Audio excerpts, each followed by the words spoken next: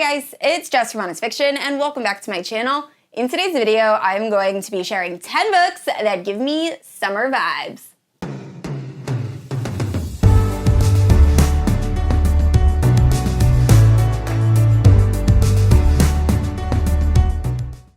Alright guys, so in this video I have 10 books, 5 fantasy romance and 5 contemporary romance that remind me of summer, whether they take place on the water or they have that beach feel. All of these books just remind me of summer and I am so excited to talk about them. Now if you're unfamiliar with my channel, I post new videos every Wednesday and Sunday. If you haven't yet, please like and subscribe. You can also hit the notification bell to be notified whenever I post new bookish content. You can also check out my Instagram and Goodreads, both linked down below. With all that out of the way, let's talk about these summer books. For this video, I'm going to alternate between fantasy romance and contemporary romance. So starting off with fantasy romance, we have On These Black Sands by Vanessa. So the story is following Aoife and Declan. Aoife is this very naive girl that is being raised to eventually marry a pirate lord and take her place on the Pirate Council. Now, the Pirate Council rules over all of these different islands, and since the Pirate Council has taken over power, there hasn't been any death or robbery or anything like that, so a lot of people very much trust and like the Pirate Council ruling. However, Aoife, like I said, is very naive, so she has grown up with her two sisters, and they're waiting to come of age to marry these pirate lords. Well, one of the sisters ends up confiding in Aoife a secret that she wants to run away, and then something very tragic happens, and Aoife realizes there might be something going on with the Pirate Council. So she ends up running away and stows on this pirate boat that is being led by Declan. Now, Declan hates the Pirate Council. He is a pirate, and he is searching for a black dagger in order to take down the Pirate Council. So it is Declan and Aoife's story, and I very much enjoyed this book. I actually read this as part of a reading vlog that I will leave in the cards and the description, but this was so much fun. It had those Pirate of the Caribbean vibes. I loved the romance that's going on, and I can't wait to continue with this series. And next up is another pirate romance. So we have Sea of Ruin by Pam Godwin. I love this book so much. It is my favorite pirate romance. I actually want to go back and do a reread. I'll probably reread it for Once Upon a Readathon, even though it'll give points to Team Pirates. I really enjoyed this book. So the story is following Bennett. At the start of the story, she is a teenager and she is being raised by her mother, and her mother hopes that one day she becomes a lady of society. Now, Bennett's father is actually a pirate. So despite the fact that her mother wants her to grow up to be a lady, Bennett is very close with her father and tries to visit him tries to see him as often as possible. Now, something ends up happening that is very upsetting, leaving Bennett an orphan, and instead of staying in society and becoming a lady, Bennett ends up picking up her father's mantle and becomes a pirate herself. Then a few years go by, we are following Bennett, and she is running from her husband, who is another pirate named Priest. We don't exactly know what happened between the two of them that caused this rift. We just know that Bennett is very, very angry with her ex-husband Priest. So while she is fleeing from Priest, she ends up being captured by the pirate hunter Ashley, and the story goes from there. Definitely check trigger warnings. This book is dark. There's very upsetting things that happen on page. However, I was obsessed. I love this story so much. The action, the romance, the angst, it's so, so good. So highly recommend if you are looking for a dark pirate romance, pick this book up. And next up, we have A Court of Blood and Bindings by Lisette. So I have talked about this book a lot on my channel. If you're unfamiliar with the plot, we are following a girl that is living on a human island. So in this world, there are human isles and there are fae isles. The fae rule over the humans because they possess color magic. So this color magic allows them to pull on different colors to create different magic, or they can mix colors together to create completely unique magic. So the fae are actually ruled over by a fae queen, and the Fae Queen has a henchman who is known as the Silent Death. So at the beginning of our story, our main character is waking up and her entire town is on fire. Not only that, everyone seems to be gone, and standing over her is the Silent Death himself. And the story goes from there. So what does this have to do with summer, and why is it in this video? Like I said, all of the people in this world live on different isles, and it's described in a lot of detail. There's a scene in this when the Silent Death is bringing our main character to a place and they're going over water, and it's just described in beautiful detail, and I really enjoyed it. So this is one of my favorite fantasy romance books. I highly recommend picking it up, and I can't wait to continue with this series. And next up is Does It Hurt by H.D. Carlton. So this book came out last summer, and I read it right when it came out, and I personally enjoyed it. We are following Sawyer and Enzo. Sawyer is this girl that ends up sleeping with men and then steals their identities. So one day she ends up doing this with a guy named Enzo, but Enzo realizes the con right away. So he tries to get revenge against Sawyer, and they both end up capsized on this deserted island, except for a very, very creepy caretaker of a lighthouse. And the story goes from there. So obviously, if you can't tell by the cover of this book, all of this takes place on an island that is surrounded by water. There is also a scene involving a shark. Enzo is very interested in sharks. I think that's what he does for a living, study sharks. So there's a scene in which Sawyer and Enzo are doing some stuff involving a shark. I personally like that scene. I thought it was very unique. I was interested. I know a lot of my friends were not a huge fan of that scene. So this book has very mixed reviews. Once again, I very much enjoyed it. Just know going in, the ending of this definitely has a lot of horror elements. So besides this being dark in a violence and trigger warning kind of situation, it's also dark in the fact that it feels like you're watching a horror movie towards the end of this book. So just know that going in. But overall, I very much enjoyed this book, and it definitely gave me those summer vibes.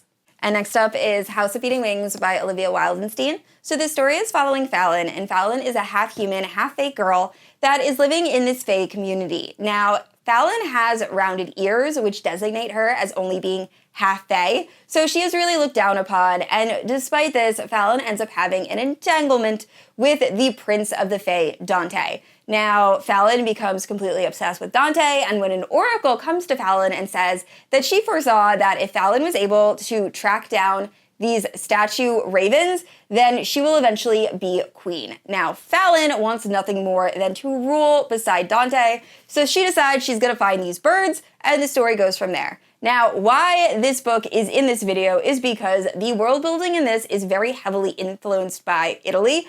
You can really tell, and I could easily picture, because of the writing, canals just running through this community, and there are also these river monsters, and just the writing in this is so detailed that it was so easy to picture this world where water was very, very apparent. But yeah, overall, this just gave me very, very summer vibes, just with the imagery and the world overall. So I highly recommend checking this book out. It is very, very unique, and I can't wait to continue. And next up, we have one of my favorite Penelope Douglas books, Birthday Girl. So this is an age gap romance, and just the cover alone screams summertime to me. I read this when I was down at my family's lake house in Virginia, and it just, anytime I see this book, I just think of the summer. So the story is following Pike and Jordan. Jordan is dating her high school boyfriend, and he doesn't treat her very well. So it is her birthday, she gets off of work, her boyfriend's supposed to be picking her up, and he doesn't show up. So Jordan decides to walk over to a movie theater where she starts watching a movie alone. This guy sits down next to her, and they just start to hit it off, despite the fact he is old enough to be her father. So when they leave the movie theater, she gets a call and finds out that the guy that she was just with is actually her boyfriend's dad. And on top of that, her and her boyfriend are about to move in with him. So his name is Pike, and it is their story, and it is so good. This was one of the first age gap romances I read, and I wasn't sure how I'd feel about the genre when I picked this up. I was a little intimidated, but oh my gosh, Pike Larson is he's so good, and he so takes care of Jordan, and it's just one of my favorite age gaps of all time, and I highly recommend checking this out. I absolutely loved Jordan and Pike's relationship.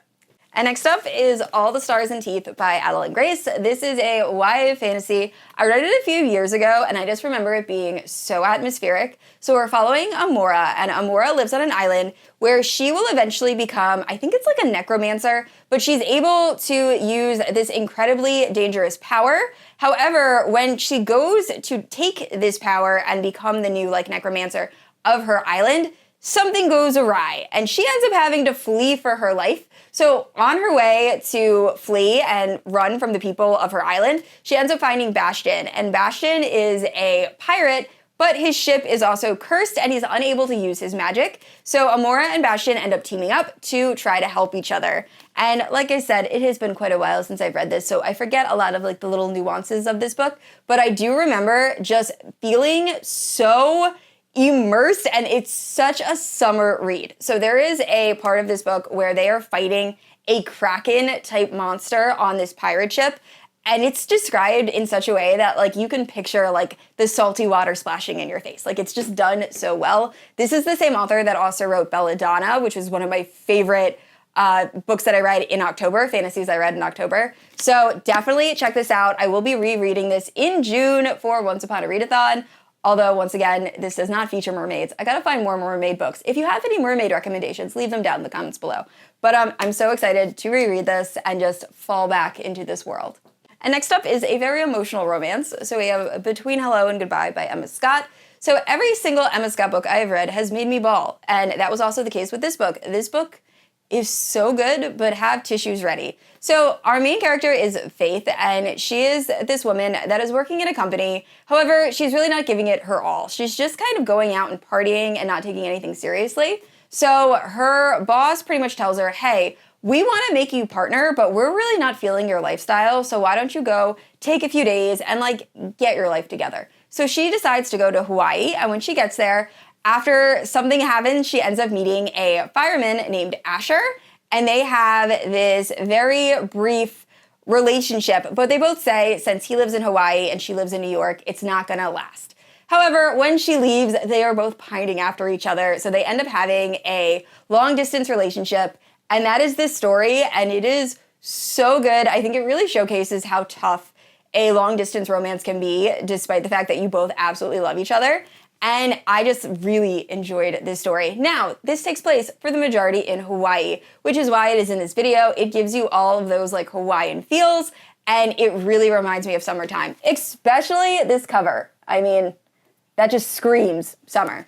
So if you're looking for a very emotional read, I highly recommend Between Hello and Goodbye. And next up is Fable by Adrienne Young. So this is another young adult fantasy, and I read it last summer, and it gave me all the summer feels. So the story is following Fable, and she is the daughter of the pirate Saint. Now, Saint ends up leaving Fable on an island that is filled with murderers, robbers, and just bad guys, and says, hey, if you can survive on this island long enough to get off of it and find me, then you can be part of my crew. So Fable ends up doing this. She somehow survives, despite the fact that she is a young girl surrounded by pretty horrible people. And she makes it onto a pirate ship trying to find her father. So it is pretty much her story, and it has like a found family feel, and there's also a treasure hunt, and it has the whole pirate vibe. And this book is so good. I cannot wait to read Saint, which is kind of like a companion novel to this duology. I've heard it's absolutely amazing. It follows Fable's father, but Fable and Namesake are both incredible books that really give that summer feel. Also, the action never stops, and the writing is absolutely beautiful and also very atmospheric. So the perfect book to read this summer. And last up, we have Flock by Kate Stewart. So it is very hard to describe the plot of this book without giving away any spoilers. I have a video where I attempt to do that I will leave in the cards and in the description. But this book is following Cecilia, and she ends up moving to a new town with her estranged father and starts working in his company. And when she gets there, she meets Sean, and Sean kind of takes Cecilia into his world, and it is her love story with the boys of summer. And that is all I can really tell you. But this first book in particular really reminds me of summer just because of the dates Cecilia goes on. She's hiking. There's a certain point, I believe it takes place on a pier, but it's in the water. Probably one of my favorite scenes in this entire book. If you've read it, you know what I'm talking about. But this book gave me all of the summer feels. It is one of my favorite contemporary romance series. I'm actually in the middle of a read-along for this book right now, or for this series overall. But highly recommend checking out the Ravenhood series, specifically this first book, if you are looking for summer feels. All right, guys, so those are 10 fantasy romance and romance books that give me summer vibes. Please let me know down in the comment below what book reminds you the most of summer. And I said this already, I post new videos every Wednesday and Sunday, and if you haven't yet, please like and subscribe. I will see you all next week. Bye!